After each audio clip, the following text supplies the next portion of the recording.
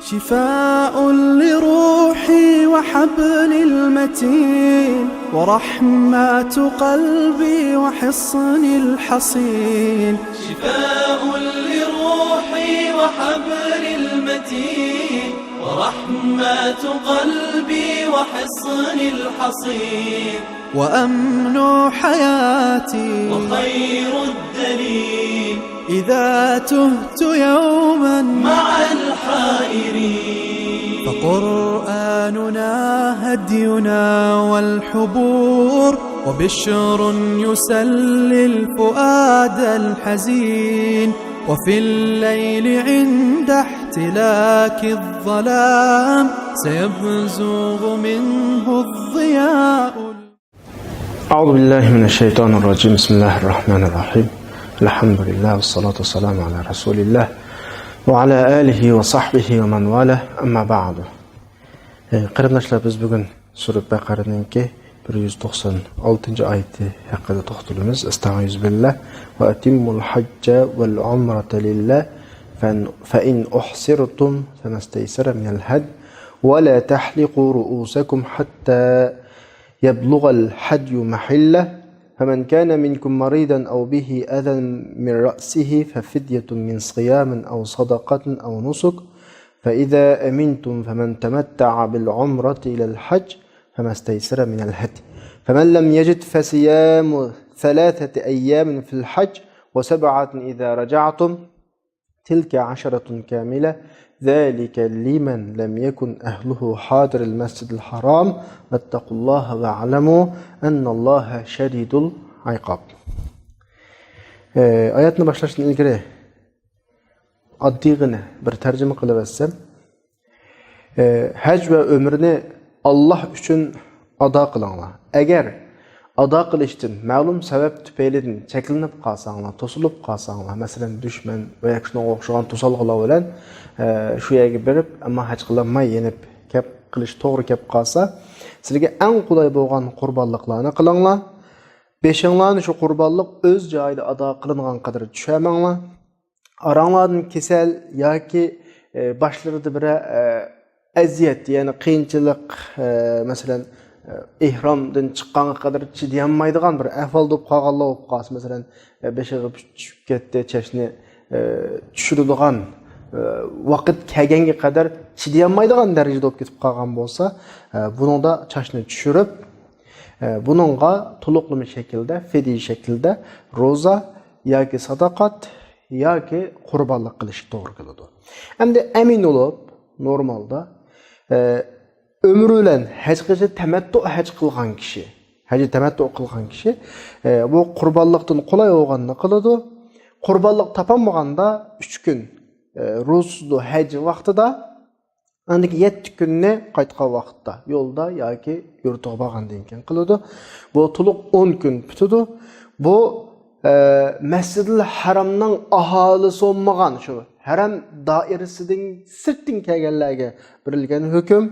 Allah subhanahu wa ta'aladan qo'rqinglar, bilinglarki Allohning azobi intayin qattiq.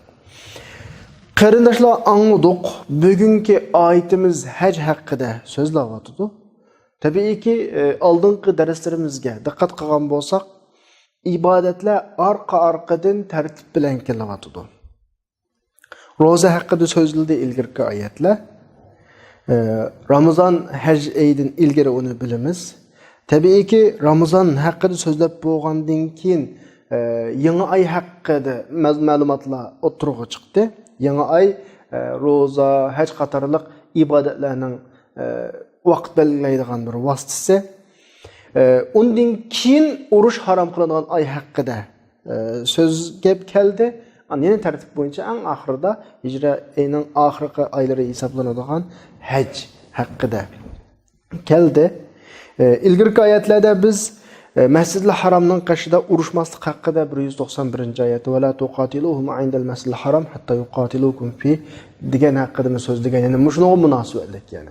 İlgirki bir necha darsimiz Ramazondan boshlab yangi oyning roli bu münasebetlik işlah hakkında sözler, ondan keyin haram aylarda ve haram raylarida urush qilish haqida meseleler haqida to'xtalib, endi bugungi vaqtda haj haqida to'xtalib o'tamiz. Ya'ni tabiiy tartib bo'yicha kelyapti.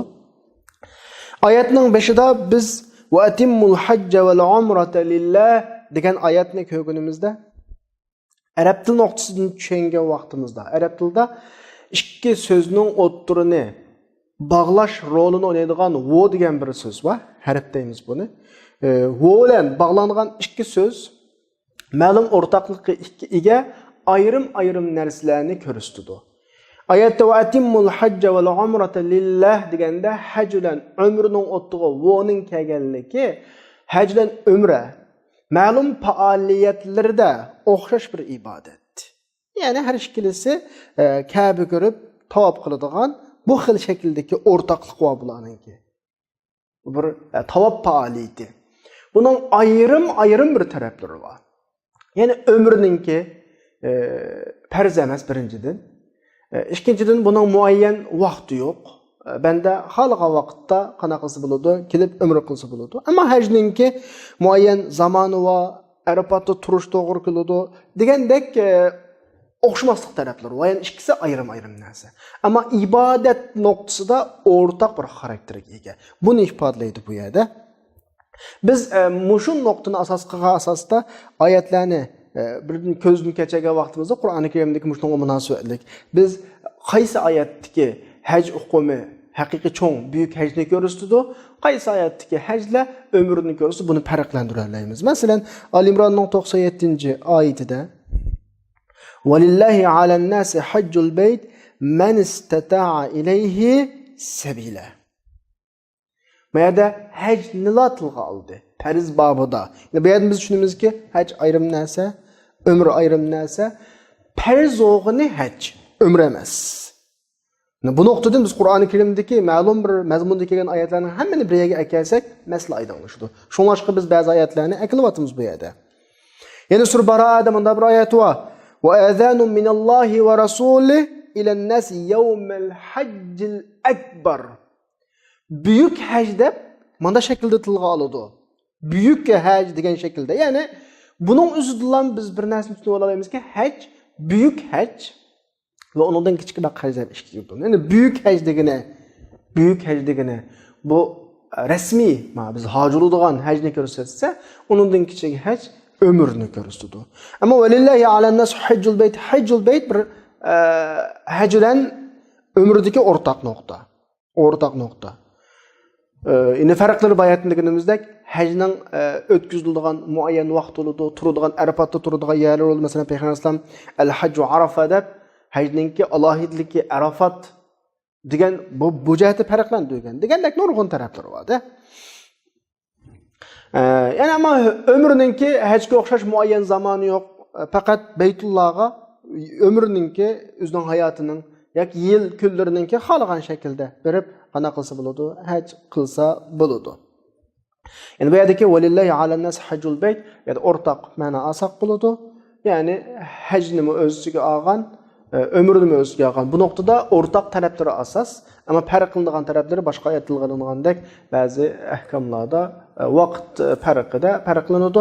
Dal shu nuqtalarni mulohaza qilgan shaklda tushunsak, oyatlarning qaysi oyatning ikkisi o'rtaq irada kılındı, qaysi ayettin ömür irada kılındı, qaysi ayettin hac irada kılındı, bunu biz bilip alalayımız. Endi bugünkü ayetine qaytib keleyli. Wa atimmul hajja vel umrata lillah. Bizning diqqatimizni tortadigan bir nokta, hac ve ömrni ado qilinglar demay, Allah uchun ado qilinglar deb Allah uchun degan gapni alohida qatadi. Namozdagi yo'q u gap. Ramazan farz qilingan oyatlarda u gap yo'q, ammo haj bobiga kelgan vaqtda Allah uchun degan bir narsani qityapti, bir so'zni. Nima uchun ba'zi kishilar ibodatni shakli qiladi. Ibodat emas boshqa maqsadlar bilan yuzlanadigan ahvollar bor. Am bu yerda haj ömrni to'liq ado qilish talab qilinishdan boshqa yani muhim bir nokta eskertilyapti. Yani hac ömrü halis ihlas bilan bo'lishi kerak. Sen haramga ticaret üçün basan xalas. Hac üçün barmay, ticaret üçün birib hamda qilib qo'yay. Ya'ni ko'nglingni hac üçün emas. Boshqa olamda hajim deb mangdi. Bu hesap emas demakchi yani. Ondan boshqa namaz, zakat, roza degandek ma ibodatlarninki qilg'uchiga nisbatan nam bo'ladigan bir tarafi yo'q. Namoz o'qib chiqsa hech kimni bu namozxon demaymiz. Bir odamning ro'za tutganidan bu odamga ro'zaga aloqador nom demirini bermaymiz. Zakatmi shu, ammo haj qilgan odamni biz arablardami shu, bizdami shu hojim deymiz.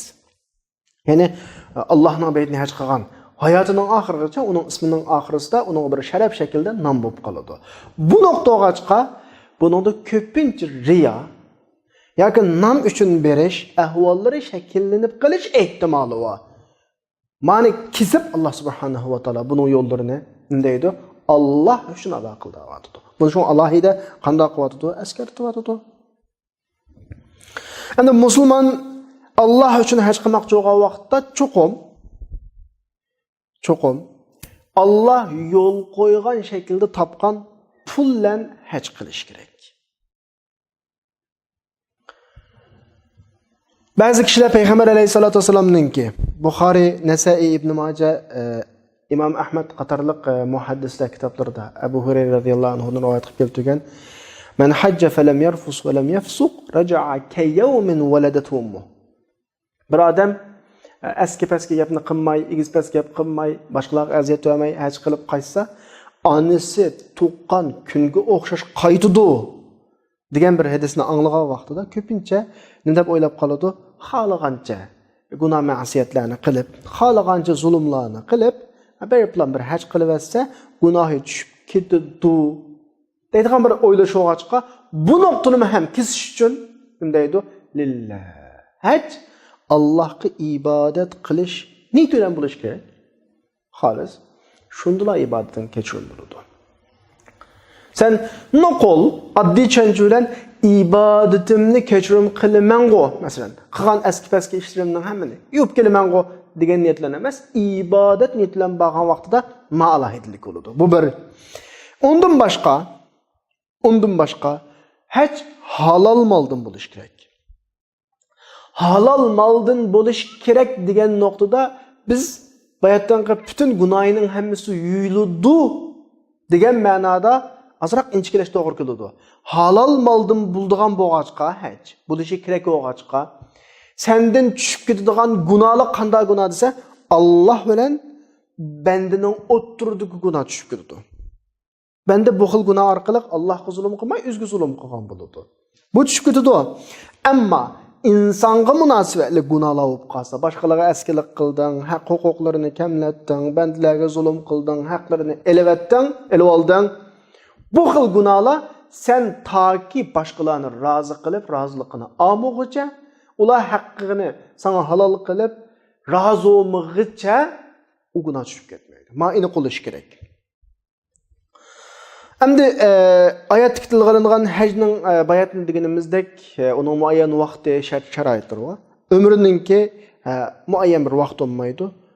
Yilning ichida qaysi vaqtda udul kelsa, uni umr qilsa bo'ladi. Endi ba'zi ulamolar musha kelgan vaqtida, tabiiyki bu fiqhga munosabatlik buning tafsiliy ahvolini bu yerda to'xtalib olmaymiz, ammo qisqacha aytsak, ba'zi ulamolar haj ayrim bir narsa, darsimizda boshida degandek, umri ayrim bir vazifa, bu ikkisini birga ado qilish bo'lamdi, bo'lmamdi desa, bu bo'lish bo'lmasligida ulamolar asosan bo'ladi tamoman. Ammo fazilat bobidan aytgan vaqtida, qaysi ortgan vaqtida ba'zisi deydi, ayrim ibodat o'g'achqa, hajni ayrim qilib, qaytini bir qitim safar qilib, umrini ayrim qilsa. Ya'ni hajga ayrim safar qilsa, yana bir vaqt chiqarib umriga ayrim safar qilsa, bu afzal deydi. Buni biz hajga ifrod deymiz. Ba'zilar deydi, bir ihromga kirdingmi, masalan, ihramga bording, hajga umriga ihrom bog'lagan paytda shu ihromdan chiqmay, hajga yaqin vaqtda, hajdan qanday qilding, tugutib ihromdan chiqding, bu afzal deydi. Buning ismi hajji qiron deb ataymiz. Ba'zilar deydi, haramga bordi, umriga ihrom bog'lab, umrini qildi, chash tushadi, ihromdan chiqdi.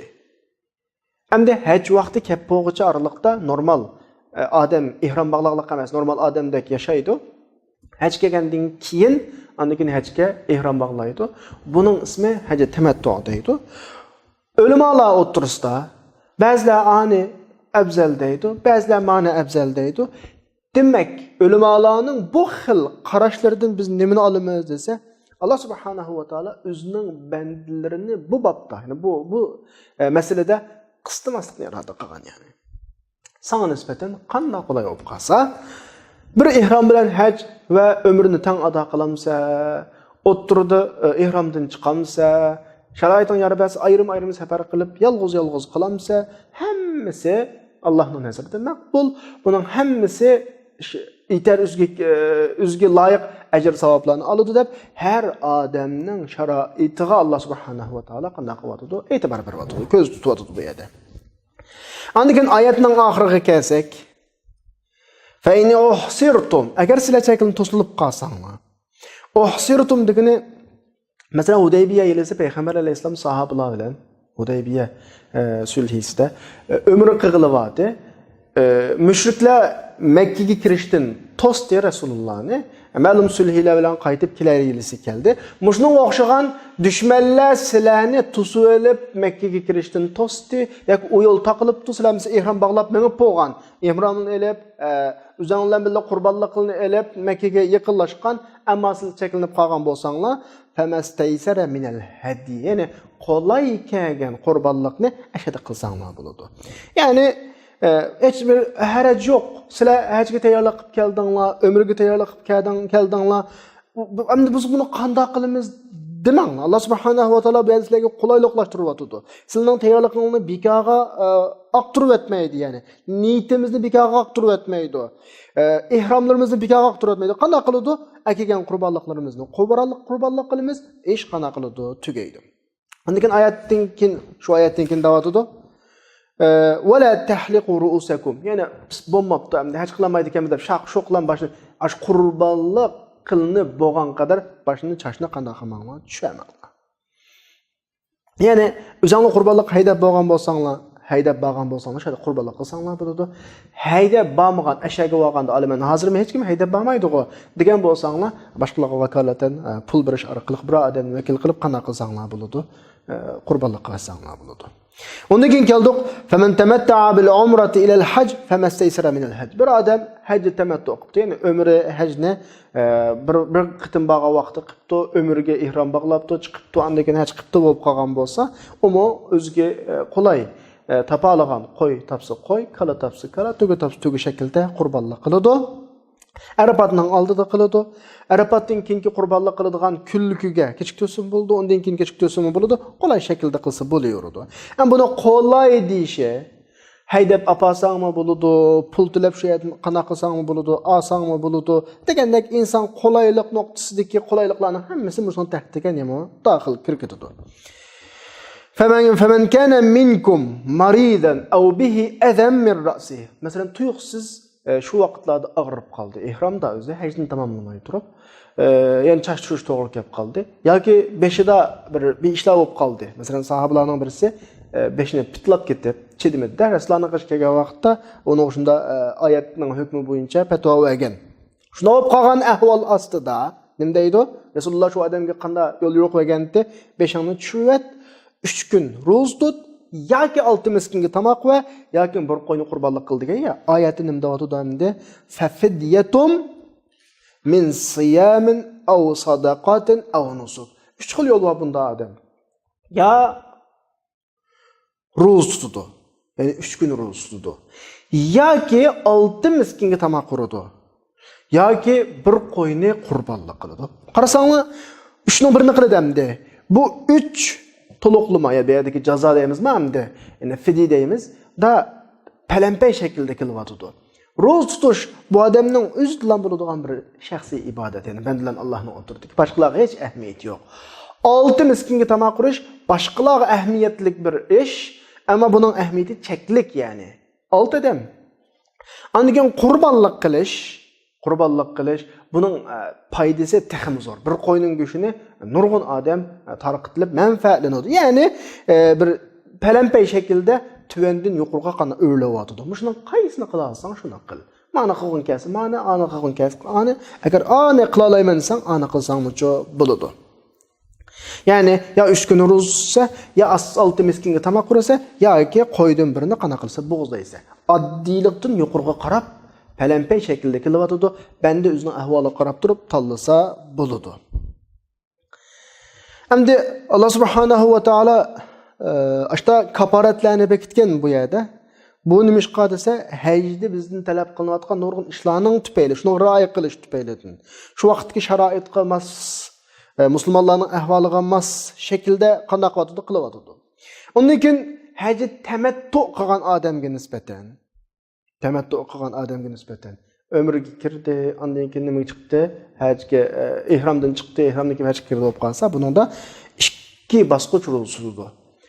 3 kun ro'zini ashiyada tutdi, 7 kun ro'zini qaytqan tutdi. Bumi hukm yo'l qo'yishda bir palampay shaklda o'rlash hisoblanadi. Ya'ni osondan qana qilish ustiga chiqish yani. Faman kana minkum maridan aw bihi adam min ra'sihi bayatan qayat shu. Ayetinin ahırında فَمَنْ لَمْ يَجِدْ tapamasa فَسِيَامُ ثَلَاثَةِ اَيَّامٍ فِي الْحَجِّ وَسَبْعَةٍ إِذَا رَجَعْتُمْ. Bayatında toqqu nima qilgan adam, tamattu qilgan adam qo'y bo'g'izlaydi, qurbanlik qiladi. فَمَسْتَيْسَرَ مِنَ الْهَدْيِ. Qo'y bo'g'izlig'ili pul meli bo'lmagan taqdirda, qurbanlik qilg'ili pul meli bo'lmagan taqdirda, ma'ni elashtirib atmoqlar qarindoshlar. Ini qo'yib kelsin, qaytib bir qitim takrorlayman. Temettu qilgan adam, temettu'nun aldıda, ihramның aldıda çaş düşürgenninki cezası, fediyisi, roz tutuş, 3 gün, 6 miskinge tamaq qurish, ya bir qurbanlik qilishgan. Bunun tügüdü mü? Bu iş bo'lmagan ahol normal adamdan gepemdi. Bir adam hajda temettu qildi. Yani ihramga kirib ömür qilib, ömürden chiqib, qana qildi, yana ihramga kirib haj qildi. Onun keyindin o ihramdan chiqdi. Mana şekilde bo'lib qolsa, bu adam bir qurbanlik qiladi. Qurbanlik qilib deb bo'lib, agar qurbanlik topolmagan taqdirda 10 kun saqrus. Buning 3i ash haramdilarning o'zi tutadi. 7ni qaytqa vaqtda, qaytqushi yo'lda yoki yurtiga borgandan keyin qana qiladi tutadi. Endi müşada famallam yajid degan so'z kelgan vaqt, topolmasa degan so'zga vaqtda igidorchiligida shu pul bo'lmas degan gap tushunsak bo'ladi. Chunki bunda alohida buni bunda ma'noshimizning sababi ba'zi kishilar va hammadan o'xshamaydi. Haramga chiqig'ili keladi. Pul yeni qishda bor pullarning hammasiga yurt mahallasi qolib qolgan tuqqanlari, do'st yoralariga sovg'a salomni ilib o'tib, an qurbonlik qilgan ekansiz, menda pul yo'q. Qur'onda topamisan dedi, menda yo'q. Deplam qurbonlik qilishdan qochadi, ya'ni ro'ziga mangadi, uning o'rniga. Ya unda ish yo'q. Ro'z tutishning 3 kun oyada yurtga qaytgandan 7 kun ro'z tutishning oldida sen qurbonlik qilishing kerak. Qurbonlik topolmaganingda an ro'zsa, topolmaganing degani sening ilkingda u qurbonlikni qilgudek pul bo'lmagan vaqt degan. So'g' salom ap tugatding, u bo'lmaydi. Cho'qim avval qurbonlikqa xaylaysa, osh qilgandan keyin so'g' salom olsa. Shoma bu nuqtaga alohida diqqat qilish kerak. Qurbonlik muhim. Qurbonlik qilgudek puling bo'lmagan taqdirda andan keyin 10 kun ro'zsa, 10 kunning 3 kunisi haramda, 7 kunisi yurtga qaytgandan keyin bo'ladi. Cho'qim bu o'zurlik bo'lish kerak. Endi oldin ola bir o'zur bo'lish kerak ekan qurbonlik qilmaslik uchun. Endi ba'zi ulamolar shu ro'zini tashriq kunlari deganimiz hayit kunisidan kimki kundan boshlangan 3 kun. Bu 3 kun tutsa bo'ladi deb mushta qarashlar bor.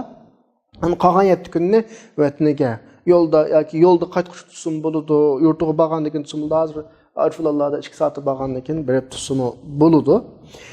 Oyatning eng oxirisida asharatun kamilah da to'liqlab o'tishi, endi ba'zi bir tushunchalarda ya 3 kun, ya 7 kun ikkisining birini tutsa quldiga o'xshaydi deb o'ylanib qolmasin uchun bu o'zurni uziblam ikkisi teng tutasiz. Haramda 3 kun, yurtga qaytgandan keyin 7 kun, jami 10 kun degan hukmning eng oxirida shu hukmni berishni asharatun kamila deb qanaqatdi bizga alohida ta'kidlayotdi. Endi mushal yana bir askar tutib qo'yishga tegishli ish. Ömür qilgan, hajji tamattu qilgan odamning 2 tanlashi bor. Ameliyatı tanlash emas, birini qılanmasa yana birini qiladi. Ya'ni qurbonlik qilishi kerak, qurbonlik qilinmasa 10 kun ro'za tutadi. Endi qurbonlik haqiqatan qilgudak iqtidori yo'q bo'lib qolib, ro'za tutishga majbur bo'lib qolgan vaqtida kalada o'ylab qolmasinki, qurbonlik qila olgan bo'lsam texan mukammal bo'ldi. Qurbonlik qilish ma'nodan afzal. Yo'q. İqtisod bo'lmagan ahvol ostida menda qurbonlik qilg'ili, mening tutgan ro'zam, qilgan qurbonlik bilan o'xshash. Mendan o'xshash ado bo'ladi. Tilka asharatun kamila. Kamila deganning yana bir ma'nosi hajni qanday qilg'uchi, to'liqlug'uchi degandek bir ma'no ifodalaydi. Shun bu nuqtadan xotirjam bo'lish kerak. Senda iqtisod bor, qurbonlik qilinsa. Iqtisod yo'q, ro'za o'xshash savob, o'xshash nima ajr. Ayetning oxirida Alloh subhanahu va taolo zalika lam yakun liman zalika ayetning oxirida zalika liman lam yakun ahluhu hadir al-masjidil haram. Ya'ni yuqorqi ahkamlar haram masjidning aholisi bo'lmagan. Haram masjid deganimiz 12 mil. Kabe'den 12 mil dairede haramga tava bo'ladi. Hozir Makkaning shu haram doirasiga belgimi qo'yaqliq, uni bag'allar biladi. Shu belgining sirtidan kelganlarga tushdi. Ammo ishidiki, musofirning ishidikilarchi ularga hech qurbonlik yoki hech nima ro'za hech qaysi farz emas. Chunki Masjidil Haramning atrofida turadiganlar doim Masjidil Haram kelib tavof qilib turadi, umr qilmasin bo'ladi. Haj bilan qanaqa qiladi kerak. Ularda haj tamattu deydigan gap bo'lmaydi. Ondan oyatning oxirisida diqqat qiladigan bir mazmun bilan oxirlashdi oyat vattaqulloh va alamu annalloha shadidul iqob. Deb Allohdan qo'rqinglar, Allohning azobi qattiq deganning o'zi Allah nurg'un qulayliklarni berdi bu shariatda. Ya'ni bu yuqorqi taklifot, vazifalarda, haj faoliyatlarining jarayonida nurg'un qulayliklarni berdi. Bu yerda oldimanglar demakchi. Ya'ni uni qilgan yoki buni qilgan shaklda bayat nurg'ishlar bo'ladi, nurg'ishlar bo'lmaydi deb emasmi? Ya'ni o'zinglarni oldimanglar. Shakl jihatda uni qilib qo'yib, buni qilib qo'yib, ammo amaliyotda siz Alloh ko'rsatgandan qilmasanglar, Allohning jazosi intayin nima ig'ir degan askarchini berish uchun shu oxirisida vattaqulloh va alamu annalloha shadidul iqob degan oyatlarni oxirlashtirdi. Bugungi darsimiz bu yerda to'xtaydi. Alloh hammalarni o'zining Ka'basiga yetkazsin. Haj qilg'ili hammalarni umr qilg'ili o'zining Ka'basiga yuz kurashga nasib qilsin. Va oxiru da'vana alhamdulillahi robbil alamin.